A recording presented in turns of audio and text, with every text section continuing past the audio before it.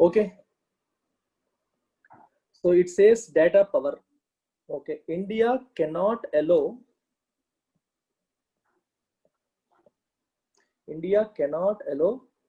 a nexus between influential tech giants and powerful politicians. What is the meaning of nexus? Nexus and the meaning ante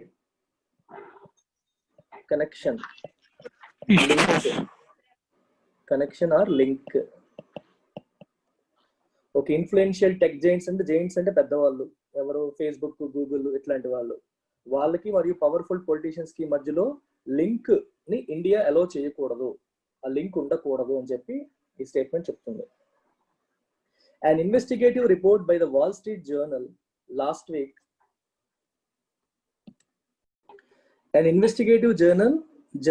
report by the Wall Street Journal last week has raised troubling questions about whether Facebook, the world's largest social media network, ఇది observe చేస్తున్నారు కదా మీరు, మీకు చాలాసార్లు చెప్తూనే ఉన్నాను. Facebook అని చెప్తూ ఫేస్బుక్ యొక్క డిస్క్రిప్షన్ ఇది 2 కామాల మధ్యలో, ఇది ఈ పాటికి మీకు అలవాటు అయిపోవాలి, సింక్ అయిపోవాలి. The world's largest social media network goes easy on hate speech violations by BJP leaders so as to be on the right side of the ruling party. అర్థమవుతుందా? To be on the right side of the ruling party. దీని అర్థం ఏంటి? It's an important expression. అంటే వాళ్ళ good books లో ఉండేలాగా, వివక్షతలాగా వాళ్ళకి support has raised troubling questions about whether, troubling questions ని రైజ్ చేసింది, లేవనెత్తింది. దేనికి? about whether Facebook goes easy on hate speech violations by BJP leaders. hate speech అంటే అర్థం ఏంటి? ప్రజల్లో అసహ్య భావాన్ని, వ్యతిరేక భావాన్ని రెచ్చగొట్టే ప్రసంగాలు, వాటిని వైలేట్ చేసిన, వైలేషన్ అంటే ఉల్లంఘన, అలా హేట్ స్పీచెస్ అనేవి చేయకూడదు, భావోద్వేగాన్ని రెచ్చగొట్టే స్పీచెస్ అనేవి చేయకూడదు. దానివల్ల జాతి భద్రతకు ముప్పు వాటిల్లే ప్రమాదం ఉంటుంది. వీటిని వైలేట్ చేసిన బీజేపీ లీడర్స్ విషయంలో ఫేస్బుక్ అనేది హ్యాస్ ఇట్ గాన్ ఈజీ, అంటే అంత స్ట్రిక్ట్ గా వాళ్ళపైన యాక్షన్ తీసుకోకుండా సైలెంట్ గా ఉండిపోయిందా అనే క్వశ్చన్స్ ని వాల్ స్ట్రీట్ జర్నల్ అనే పత్రిక, యుఎస్ లోనే పత్రిక లేవనెత్తింది. ఓకే, అందులో ఉన్న రిపోర్ట్ లేవనెత్తింది. ఎందుకు ఫేస్బుక్ ఈ పని చేస్తుంది? To be on the right side of the ruling party. ఎందుకు రూలింగ్ పార్టీ వైపు ఉండాలి? రూలింగ్ పార్టీ వైపు వాళ్ళ బిజినెస్ కి దెబ్బ తగలకుండా ఉంటుంది. వాళ్ళని ఇబ్బంది పెట్టే కార్యక్రమాలు ఏమైనా చేశారనుకోండి, గవర్నమెంట్ ఒక్కసారిగా పాలసీ చేంజ్ చేసేయచ్చు, కొత్తగా వాళ్ళు ఇబ్బంది పెట్టే కార్యక్రమం చేయొచ్చు, దానివల్ల ఒకసారిగా వీళ్ళకి కోట్లలో నష్టం రావచ్చు. అందుకని చెప్పి వాళ్ళు ఎందుకు ఇబ్బంది పెట్టాలి? వాళ్ళ వైపు ఉంటే గొడవ ఉండదు కదా అని చెప్పి వాళ్ళ పార్టీ వాళ్ళు ఏదన్నా చేసినా దాని విషయంలో స్ట్రిక్ట్ యాక్షన్స్ తీసుకోకుండా, పెద్ద హార్ష్ గా లేకుండా లైట్ గా వదిలేసిందా అనే క్వశ్చన్స్ ని ఈ ఇన్వెస్టిగేటివ్ రిపోర్ట్ అనేది లేవనెత్తింది. Is it clear? Go easy on someone అంటే వాళ్ళపైన ఎంత, అంటే వాళ్ళు తప్పు చేసినా సరే పట్టించుకోకుండా వదిలేయడం అనే సెన్స్ అనమాట. అలా మీనింగ్ వస్తుంది. And to be on the wrong side అంటారు, ఇక్కడ రైట్ సైడ్ అన్నారు కదా, రాంగ్ సైడ్ అంటారు. If you are on the wrong side of someone అంటే అర్థం ఏంటి? వాళ్ళ యొక్క నెగిటివ్, ఈ పదాలు వాడతారు చూడండి. If you are in the good books of someone అంటే అర్థం ఏంటి? వాళ్ళ దృష్టిలో నువ్వు మంచోడివి. If you are in the bad books of someone అంటే వాళ్ళ దృష్టిలో నువ్వు చెడ్డోడివి. To be on the right side of them అంటే వాళ్ళ వైపే ఉన్నావు. To be on the wrong side of them వాళ్ళకి ఆపోజిట్ సైడ్ ఉన్నావు. ఓకే, ఇంకొక పదం చూడండి, rub someone on the wrong side అంటారు. S1 అంటే సంగమనం. Rub someone on the wrong side. Rub someone on the wrong side అంటే అర్థం ఏంటి? కెలకడం, వాళ్ళకి చిరాకు పుట్టించేలాగా, వాళ్ళకి కోపం కలిగించేలాగా ప్రవర్తించడం. నువ్వు రబ్ చేసావు, వాళ్ళని రబ్ చేసావు, కానీ కరెక్ట్ సైడ్ కాదు, రాంగ్ సైడ్. వాడికి ఒకవైపు దెబ్బ ఉంది అనుకోండి, దెబ్బ మీదే నువ్వు చేయబెట్టి రబ్ చేసావు అనుకోండి, ఏమొస్తుంది? కోపం వస్తుంది. ఇంకా అంటే వాళ్ళు ఇరిటేట్ అయ్యే విషయాలు, వాళ్ళ కోపం తెప్పించే పనినే నువ్వు చేస్తే దాన్ని ఏమంటాం? Your rubbing someone on the wrong side. అర్థమవుతుందా? So you need to understand these things. Good books, bad books, ఇవి ఈజీ పదాలే, కానీ ఇవి తెలియక చాలాసార్లు మీరు ఇబ్బంది పడుతూ ఉంటారు. అందుకే చెప్తున్నా.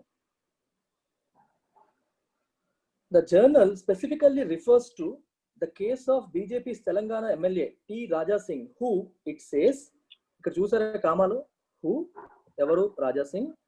ఇట్ సేస్ ఏది చెప్తుంది? ద జర్నల్ చెప్తుంది. ఇట్ అంటే ఏంటి? ఇక్కడ ద జర్నల్, ఇక్కడ మళ్ళీ కామాలు. has not been yet removed from the Facebook despite his controversial posts. Despite his controversial posts about his controversial posts about Muslims that were found to be in violation of its own rules and also deemed dangerous. Facebook పెట్టిన own rules కి violative గా ఉన్నాయి controversial వివాదాస్పదమైన పోస్టులు. Facebook లో ఆయన పెట్టిన వివాదాస్పదమైన పోస్టులు and they were found to be in violation of its own rules.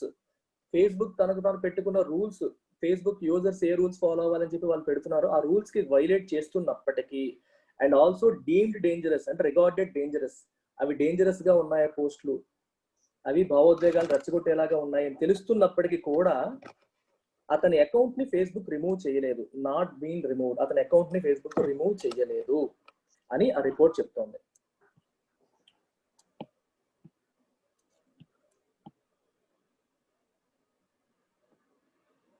Elsewhere, వేరే చోట Facebook reportedly does remove people with such profile and problematic actions from the platform. Radio host Alex Jones and Nation of Islam leader Louis Farrakhan are examples. వీళ్ళిద్దరిని అట్లాంటి పోస్టులు పెట్టారని చెప్పి Facebook ఏమో remove చేసేసింది వేరే చోట, ప్రాబబ్లీ యుఎస్ లోనో వేరే కంట్రీలో అయి ఉండొచ్చు. సో వీళ్ళని రిమూవ్ చేసేసింది. ఇండియాలో మాత్రం ఆ రాజా సింగ్ అట్లాంటి ప్రవర్తన చేసినప్పటికీ అతన్ని రిమూవ్ చేయలేదు, అతని అకౌంట్ ని రిమూవ్ చేయకుండా ఉంది. In this case the supposed reason for not acting against Mr. Singh is more problematic than the lack of action itself. The meaning చూడండి ఎంత బ్యూటిఫుల్ గా రాశారు సెంటెన్స్.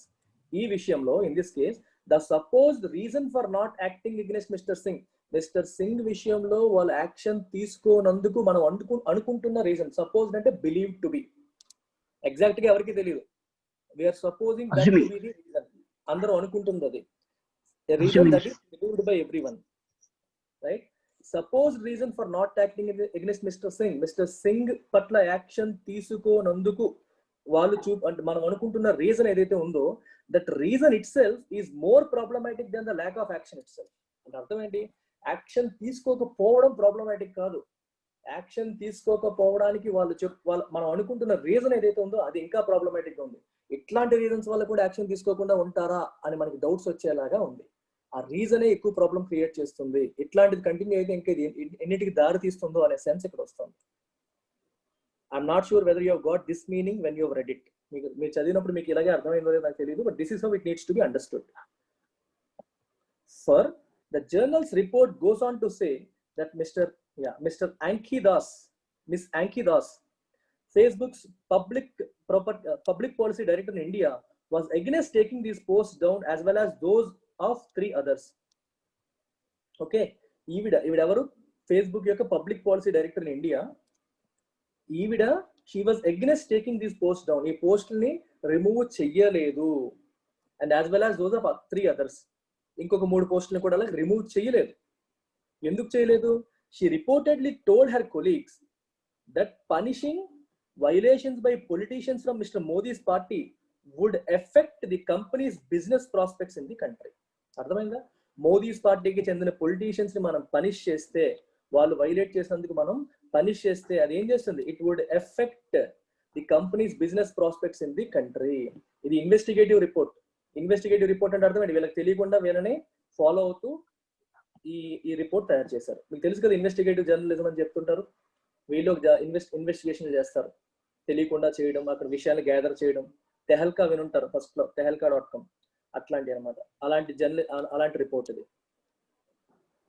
అందుకని అర్థమవుతుందా రీజన్ ఏంటి, ఇక్కడ బిజినెస్ ప్రాస్పెక్ట్స్ ని ఎఫెక్ట్ చేస్తుంది అని చెప్పి వాళ్ళపైన యాక్షన్ తీసుకోకపోవడం. ఇలాంటి రీజన్ వల్ల మీరు యాక్షన్ తీసుకోవడం మానేస్తే అదేమవుతుంది, వివక్ష.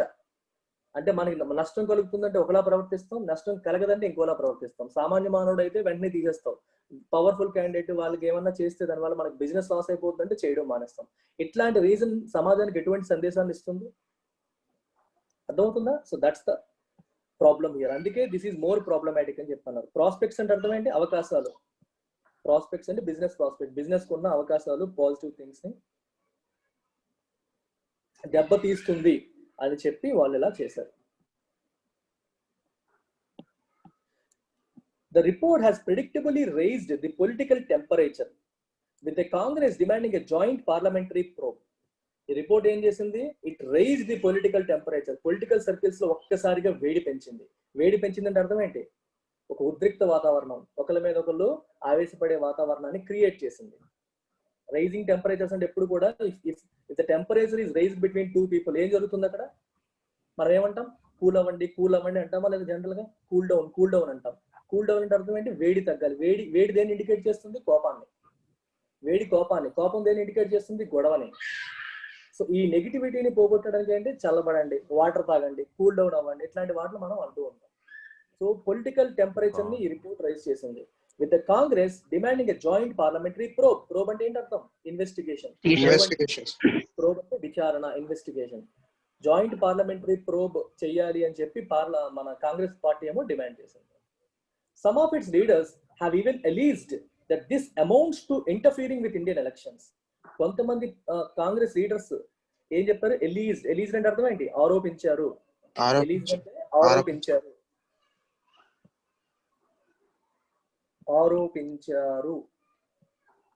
ఏమని ఆరోపించారు? దట్ దిస్ అమౌంట్స్ టు అంటే అర్థం ఏంటి? This is equivalent to. Amounts to అంటే దిస్ ఈజ్ ఈక్వివలెంట్ టు అని అర్థం.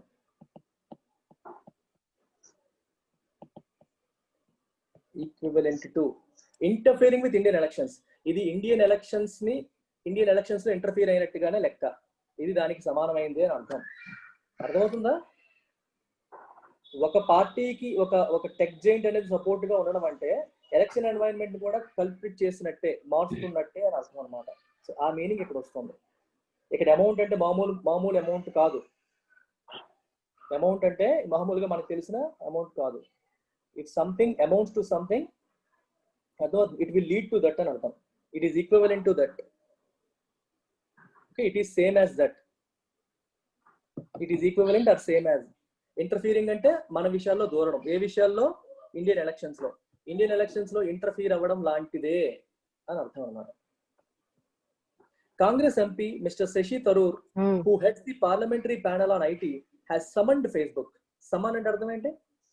పిలిపించడం. To ask someone to come and be present before you. Court సమన్లు జారీ చేసిందని వింటూ ఉంటాం మనం, అవునా? కోర్టు పలానా విషయంలో సమన్లు జారీ చేసింది అంటే అర్థం ఏంటి?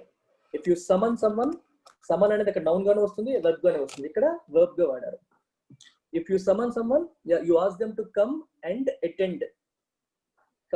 అటెండ్. అఫీషియల్ గా మీరు అటెండ్ అవ్వాలి. అటెండ్ అయ్యి వాళ్ళు అడిగిన ప్రశ్నలకి సమాధానం చెప్పాలి అని అర్థం అనమాట. Summon. Order someone to be present.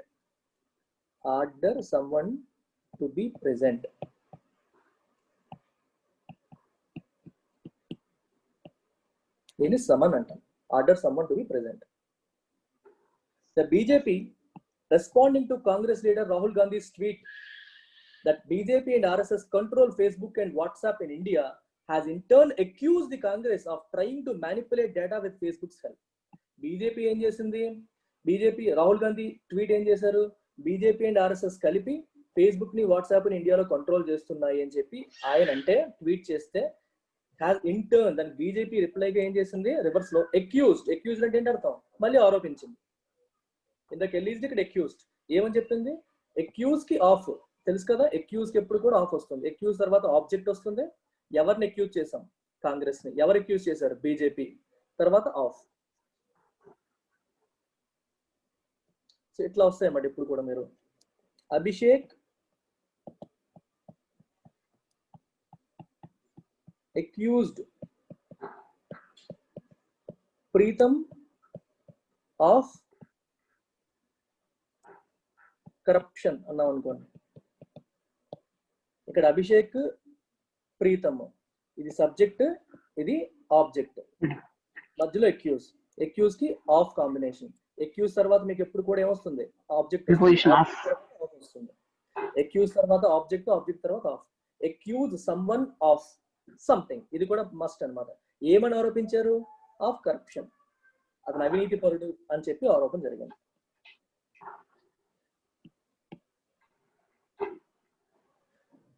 So వీళ్ళు కాంగ్రెస్ కి ఏమైనా ఆరోపించారు? వీళ్ళు of trying to manipulate data with Facebook self. Facebook సహాయం తీసుకొని కాంగ్రెస్ డేటాని మ్యానిపులేట్ చేస్తుంది. మ్యానిపులేట్ చేయడం అర్థం ఏంటి? ఇష్టం వచ్చినట్టు మార్చేయడం, వాళ్ళకి నచ్చినట్టుగా మార్పులు చేర్పులు చేయడం.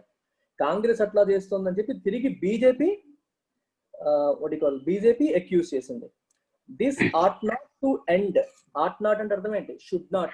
ఆట్ అని కనిపిస్తేప్పుడు కూడా షుడ్ నాట్. ఆట్ టు అంటే should. This should not end as the usual war of words between two political rivals.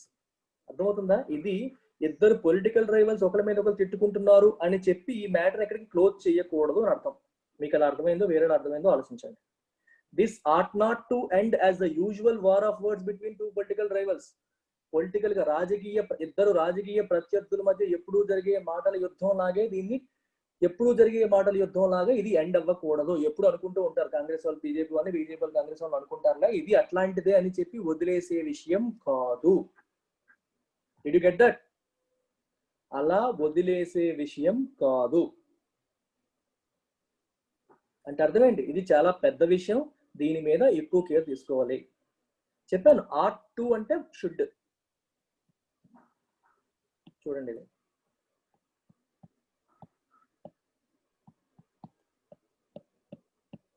ఈ మూడింటికి మీనింగ్ ఒకటే. ఓకే, వేరే సందర్భాల్లో కూడా వాడతారు. ఇక్కడ మామూలుగా చూడండి, we should respect parents,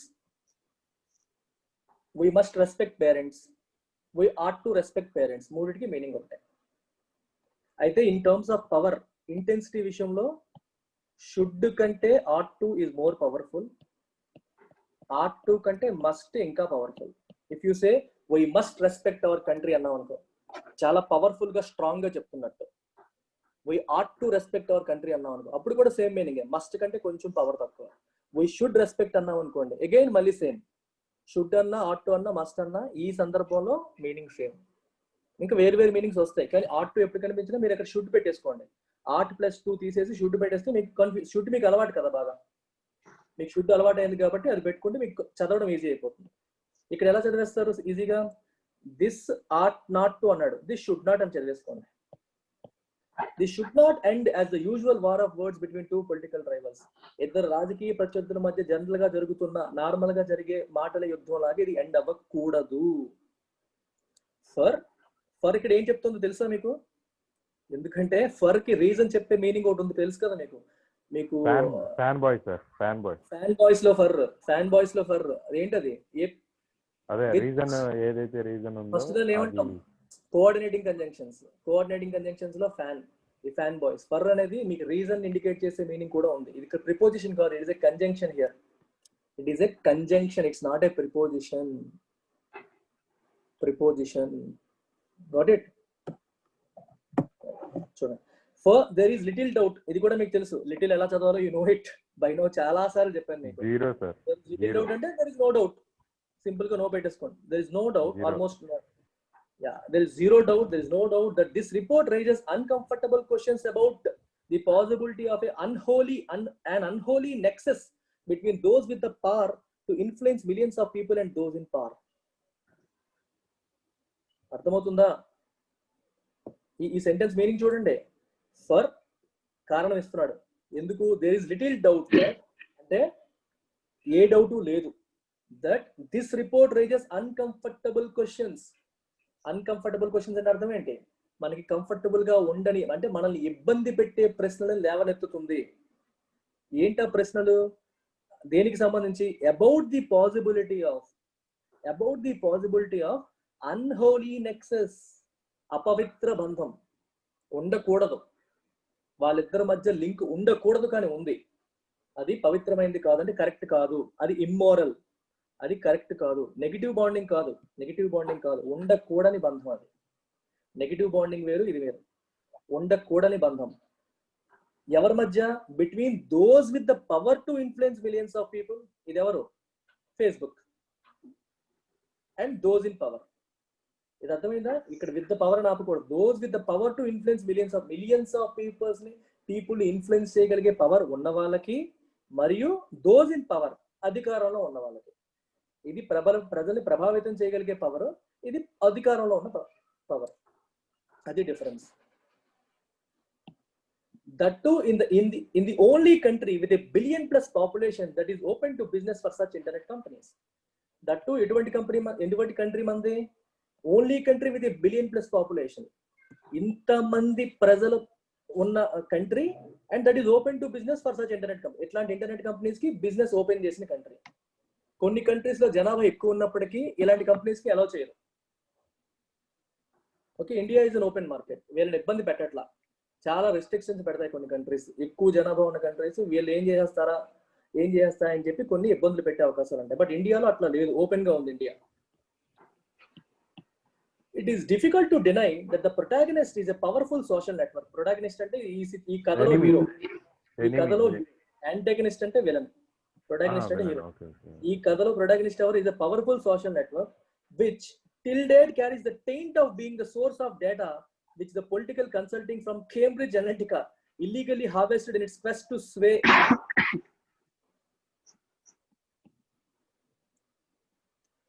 మళ్ళీ చదువుతా. It is difficult to deny. Okay, ఇది డినై చేయడం కష్టం, అంటే రిజెక్ట్ చేయడం కష్టం. ఏంటి దేన్ని? దట్ ది ప్రొటాగనిస్ట్ అంటే ఈ కథలో హీరో ఎవరు? Is a powerful social network which till date ఇప్పటి వరకు carries the taint of, taint అంటే ఏంటి? మచ్చ. టెయింట్ అంటే మచ్చ లేదా మరక. మచ్చ మరక అంటే అర్థం ఏంటి ఇక్కడ? షర్ట, ఫేస్బుక్ ఫౌండర్ యొక్క షర్ట్ నల్లగా అయిందనా? కాదు, మార్క్, బ్యాడ్ రిమార్క్ అని అర్థం. యా, మచ్చలేని మనిషి అంటారా అంటే అతను పుట్టు మచ్చలు లేవని కాదు కదా. ఎటువంటి చెడ్డ పేరు లేని, ఎటువంటి అలిగేషన్ లేదు, ఎటువంటి ఆరోపణ లేదు, ఎటువంటి తప్పులు చేయలేదు, మచ్చలేని మనిషి అంటాం. ఇక్కడ మచ్చ ఉందో వాళ్ళకి. ఏంటా మచ్చ? Carries the taint of being the source of data which the political consulting from Cambridge Analytica illegally harvested in its quest to sway elections. Sway అంటే ఏంటి? స్వింగ్ చేయడం. స్వింగ్ చేయడం అంటే ఒక గాలి ఊపి, అంటే ఒకవైపు ఎలక్షన్స్ ఊగిపోయేటట్టు. మీకు సింపుల్ గా చెప్తాను చూడండి. నరేంద్ర మోదీ గారు వచ్చి ఒక పవర్ఫుల్ స్పీచ్ ఇచ్చారు అనుకోండి, అప్పటి వరకు ఇటు అవుతుందా అటు అవుతుందా అని చెప్పి ఆలోచిస్తున్నాం. కాంగ్రెస్ కి పడుతుందా, బీజేపీకి పడుతుందా, ఓట్లు పడతాయని భయపడే టైంలో, అనుకునే టైంలో నరేంద్ర మోదీ గారు ఒక పవర్ఫుల్ స్పీచ్ ఇచ్చారు. ఆ స్పీచ్ కి elections have completely swung, have swayed in BJP's flavour. అంటే అటువైపు ఊగిపోయాయి, అటువైపు షిఫ్ట్ అయిపోయాయి. అర్థమవుతుందా? స్వే, ఎలక్షన్స్ ని ఒకవైపు వంగేలాగా, అంటే ఒకవైపు ఒకరికి ఫేవరబుల్ గా మారేలాగా. ఇన్ ఇట్స్ క్వెస్ట్, క్వెస్ట్ అంటే అర్థం ఏంటి? అన్వేషణ. క్వెస్ట్ అంటే అన్వేషణ. ఇన్ ఇట్స్ పర్సూట్, దాని ప్రయత్నం. ఏ ప్రయత్నంలో? ఎలక్షన్స్ ని ఒకరికి ఫేవరబుల్ గా మార్చే ప్రయత్నంలో కేంబ్రిడ్జ్ అనలిటికా ఏం చేసింది? ఫేస్బుక్ వాళ్ళ డేటాని వాడుకుంది. అర్థమైందా? అది మీనింగ్. హార్వెస్ట్ అంటే ఆ డేటాని గ్యాదర్ చేసేసింది. ఫేస్బుక్ వాళ్ళ డేటాని మొత్తం గ్యాదర్ చేసేసి లాక్కొని కలెక్ట్ చేసుకొని ఎందులో వాడింది? ఇల్లీగల్ గా వాడింది. దేనికి? In its quest to sway elections. Elections ని స్వే చేయడానికి, ఎలక్షన్స్ ని స్వే చేయడానికి వాడింది. స్వే అంటే అర్థం ఏంటి ఇక్కడ? ఒకవైపు అయ్యేలాగా, ఒకవైపు మూవ్ అయ్యేలాగా, ఒకవైపు మూవ్ అయ్యేలాగా చేసింది. అందుకే ఆల్రెడీ ఆ టెయింట్ అనేది ఫేస్బుక్ క్యారీ చేస్తుంది, ఆ మచ్చ క్యారీ చేస్తుంది. Sure, social media platforms in general having grown rapidly with little content of their own. వాళ్ళ కంటెంట్ ఏ ఉండదు కదా అక్కడ. ఇప్పుడు ఫేస్బుక్ ఎందుకు ఫేమస్ అవుతుంది? ఒక మంచి కామెడీ సీన్ పెట్టావు నువ్వు. కామెడీ సీన్ ఫేస్బుక్ క్రియేట్ చేయదు, ఫేస్బుక్ ఓన్లీ ఒక ప్లాట్ఫామ్ క్రియేట్ చేసింది. ఆ కామెడీ సీన్ అలా షేర్ చేసి చాలా మందికి రీచ్ అవుతుంటుంది. ఇంకోటి ఎవడో చూస్తాడు, వాడి లింక్ చూస్తాడు, ఫేస్బుక్ లింక్. ఓహో, ఫేస్బుక్ లో ఇలాంటివన్నీ వస్తాయా అని చెప్పి తను ఫేస్బుక్ లో లాగిన్ అవుతాడు, ఒక లాగిన్ ఐడి క్రియేట్ చేసుకుంటాడు. సో ఫేస్బుక్ ఎలా గ్రో అయిపోయింది? Having grown rapidly with little content of their own. వాళ్ళు ఓన్ గా తయారు చేసిన కంటెంట్ లేదు, కానీ they provided platform. Platform provide చేసినందుకు వాళ్ళు గ్రో అయిపోతున్నారు అని చెప్పారు ఇక్కడ. ఇది ఏ సెన్స్ లో తీసుకోవాలి మీరు? Having grown rapidly. What is this? Can someone tell me? Having grown rapidly, what is it? It is which participle? Perfect participle. If you remember, perfect participle. Participle hai kan? A participle, perfect participle, having plus v3. Okay na? have struggled on the question of moderating comments and posts. Okay, have struggled on the question of moderating comments and moderate అంటే అర్థం ఏంటి? ఏ విషయం ఎక్స్ట్రీమ్కి వెళ్ళకుండా ఆపడం, moderate చేయడం. Moderate అంటేనే మధ్య మార్గం. ఆవేశపడిపోకుండా, కోపం పెరిగిపోకుండా, అంటే ఎక్స్ట్రీమ్ రియాక్షన్స్ రాకుండా, ఏవైనా ఎక్స్ట్రీమ్ పోస్టులు లేకుండా వాటిని తీయడం మోడరేటర్ అంటారు. మీకు మోడరేటర్ అనేవాళ్ళు ఇప్పుడు కూడా మోడరేట్ రైన్ ఫాల్ మితంగా పడింది అని. అంటే మీకు గ్రూప్ డిస్కషన్ చేసినప్పుడు మోడరేటర్ ఉంటారు. మోడరేటర్ ఎందుకు ఉంటారు? అనుకున్న డైరెక్షన్ లో వెళ్లకుండా ఎక్స్ట్రీమ్స్ అయిపోయి ఆవేశపడిపోయి గొడవలు అయిపోకుండా కంట్రోల్ చేయడానికి మోడరేటర్ ఉంటారు. అలాగే ఫేస్బుక్ లో కూడా ఈ కామెంట్స్ కానీ అవి కానీ ఎక్స్ట్రీమ్కి వెళ్ళిపోకుండా, అది యుద్ధాలకు దారి తీయకుండా మోడరేట్ చేయాల్సిన బాధ్యత వాళ్ళకు ఉంటుంది. అండ్ ఆ విషయంలో వాళ్ళు స్ట్రగుల్ అయ్యారు ఇప్పటి వరకు. This however is much beyond the question of capability. ఇది కేపబిలిటీకి సంబంధించిన క్వశ్చన్ కాదు, దానికంటే చాలా పెద్దది. ఇంటెంట్ కి సంబంధించిన question. The nature of the relationship between Facebook and the government and the rules governing it are now under a cloud. దీని అర్థం ఏంటి? What is the meaning of under a cloud? If something is under a cloud, then meaning ఏంటి? కనిపించకపోవడం sir. Unclear. Under suspicion sir. మీకు కనిపిస్తుందా అది clear గా? Clear గా లేకపోవడం sir. Exactly. If something is under a cloud, cloud అనే పదం ఎప్పుడు వచ్చినా సరే మీరు అలా తీసుకోవచ్చు. Under suspicion, something that is not clear. Cloud అనేది ఎప్పుడు వచ్చినా you can take that meaning. Cloud అంటేనే మనకి ఆకాశం నిర్మలంగా నీలాకాశం ఉంటుంది. క్లౌడ్ ఉంటే వెనకాల ఏముందో కనిపించదు. ఇట్ ఈస్ క్లౌడీ అంటే క్లియర్ గా లేదు అని అర్థం. అండర్ ఏ క్లౌడ్ అంటే అండర్ సస్పిషన్, ట్రాన్స్పరెన్సీ లేదు, ఏదో వేగ్ గా ఉంది, కొంచెం సస్పీషియస్ గా ఉంది, అనుమానాస్పదంగా ఉంది. ఇట్లా మీరు ఏ మీనింగ్ అయినా తీసుకోవచ్చు. అన్సర్టనిటీ కూడా వస్తుంది. అంటే ఇక్కడ కొంచెం అనుమానానికి సంబంధించింది కాబట్టి అలా తీసుకోవచ్చు మనం. There is a need to dispel misgivings about Facebook lobbying in the corridors of power. Okay, దీని అర్థం ఏంటి? డిస్పెల్ అంటే అర్థం ఏంటి? పారదోలడం. దేన్ని పారదోలాలి? మిస్గివింగ్స్ అంటే డౌట్సా? మిస్గివింగ్స్ అంటే అర్థం ఏంటి? అనుమానాల, భయాల, ఫీలింగ్ ఆఫ్ డౌట్, అప్రహెన్షన్. ఈ డౌట్ ని పారదోలాలి అంటే ఈ డౌట్స్ లేకుండా చేయాల్సిన అవసరం ఉంది.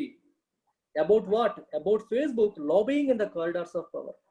ఈ పవర్ఫుల్ పీపుల్ దగ్గర వాళ్ళ కారిడార్స్ లో, అంటే వాళ్ళు ఉన్న ప్లేస్ కి వెళ్ళి లాబీ చేస్తున్నారు. ఈ డౌట్స్ ప్రజలకు వస్తున్నాయి. ఫేస్బుక్ వీళ్ళతో లాబీయింగ్ అంటే అర్థం ఏంటి? గూడు పుటానీలు చేయడం, వాళ్ళతో పాటు కలిసిపోవడం, వాళ్ళకి కొమ్ము కాయడం, ఫ్రెండ్లీ రిలేషన్స్ మెయింటైన్ చేయడం, ఇట్లాంటివి చేస్తుంది అనే డౌట్స్ ఏవైతే ఉన్నాయో, feeling of apprehension, feeling of doubts ఏవైతే ఉన్నాయో వాటిని మిస్గివింగ్స్ అంటాం. వాటిని ఏం చేయాలి? డిస్పెల్ చేయాలి, అంటే పారద్రోలాలి, వాటిని లేకుండా చేయాలి. అలా చేయాల్సిన అవసరం ఉంది. There is a need. Only a full fledged enquiry can help reveal the truth. చెప్పాను చాలాసార్లు, హెల్ప్ తర్వాత టూ అక్కర్లేదు. Okay, help to reveal the truth అనక్కర్లా, హెల్ప్ రివీల్ ద ట్రూత్ అనేయచ్చు. Full fledged enquiry, complete enquiry, విచారణ మాత్రమే నిజాన్ని బయటికి తీసుకొస్తుంది. అర్థమైందా? ఇది దీనికి కథ.